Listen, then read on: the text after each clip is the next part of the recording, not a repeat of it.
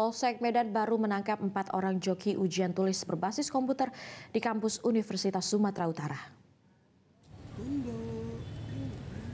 Keempat pelaku yang terdiri dari 2 perempuan dan 2 laki-laki kini telah mendekam di tahanan Mapolsek Medan Baru.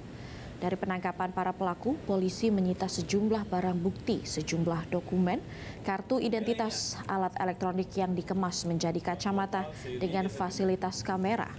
Kapolsek Medan Baru Kompol Hendrik Aritonang mengungkapkan, dari 7 orang yang ditangkap, hanya 4 orang ditetapkan sebagai tersangka.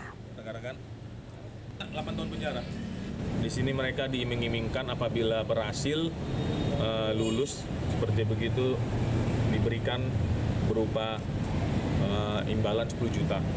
Tapi kalau tidak lulus diberikan imbalan. Jelajahi cara baru mendapatkan informasi. Download Metro TV Extend sekarang.